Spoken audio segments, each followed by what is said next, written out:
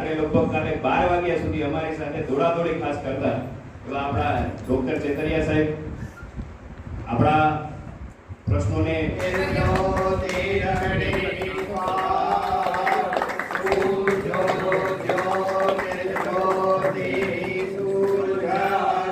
Free થઈ જતા હોય છે એ લગભગ 10 વાગ્યા સુધી જે છે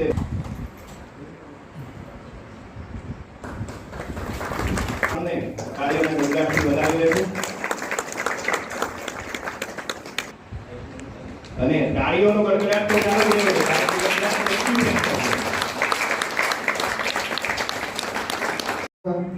જિલ્લા પ્રાથમિક શિક્ષણ અધિકારી બેન શ્રી મધુબેન ભટ્ટ,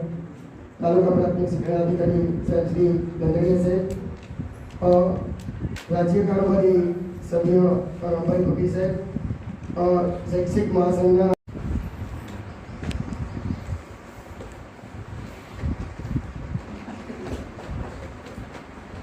તાળીઓનો ગડગડાટ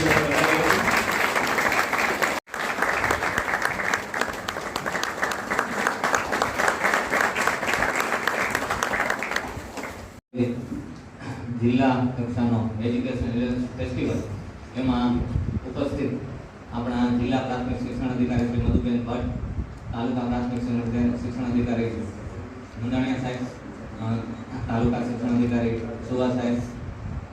આપણા સંઘના કાર્યક્રમ સંઘના હોદ્દેદારો મેરાણભાઈ ગોરિયા, ભીલુભાઈ સુરસા, રામભાઈ ચાવડા, રામભાઈ કુટી આપ્યા છે પણ આ બાળકો માટે તાળીઓનો મહત્વ રહેશે।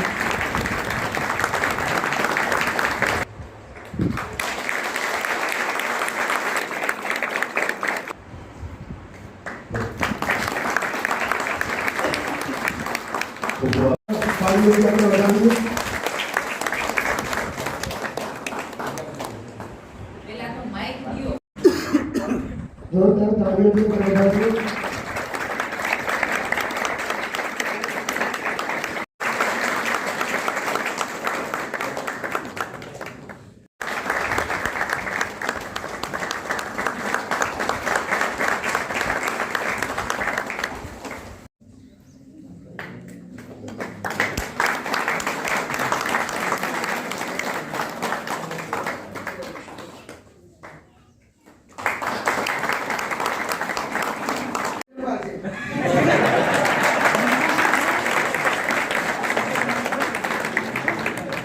જિલ્લા કક્ષાના એજ્યુકેશન ઇનોવેશન ફેસ્ટિવલ 2024-25 ની અંદર આપણી વચ્ચે આજના ઉદ્ઘાટન કાર્યક્રમની અંદર પધારેલા આપણા સૌના પરિવારના વડા, શિક્ષણના વડા એવા માનનીય પીપીઓસી મધુબેન ભટ્ટ મેડમ, આ તાલુકાના પીપીઓસી ભાઈ શ્રી અંદરિયા સાહેબ, જિલ્લા શિક્ષણ અને તાલીમ ભવનના ડોક્ટર હમણાં જ કહ્યું એમ સીઆરસી છે, આમ એક હિરલા છો બસ, ગમે ને ગમે કામ સોંપો, ક્યારેક આવી ત્યારે દીપકભાઈ કરતા હોય, અમારા પંડ્યાજી કરતા હોય, ગમે ને ગમે કામ સોંપી દો, અહીંયા તાલીમ ચાલુ હોય તો કોઈ ગોવાળિયા બને ને પેલું કરે ને, એટલે લક્ષ્મણભાઈ પણ એક શિક્ષક પોતાનું શાળા કક્ષાએ ઇનોવેશન કરતા જ હોય છે, કારણ કે આપણે સલાયા છે, રૂપેણ બંદર છે, આપણો વિસ્તાર એવો છે કે તમે એને ગમે એ ભાષામાં શીખવો તો એ શીખે નહીં। આપણે ઘણા શિક્ષકોએ કચ્છી ભાષા પણ શીખેલી છે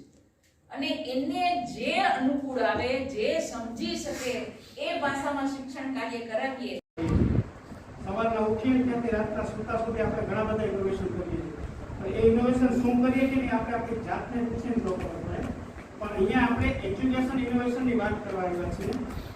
40 જેવા શિક્ષકો પોતાનું એજ્યુકેશન ઇનોવેશન લઈને આવ્યા છે। મેં ક્યાંક એક વાંચ્યું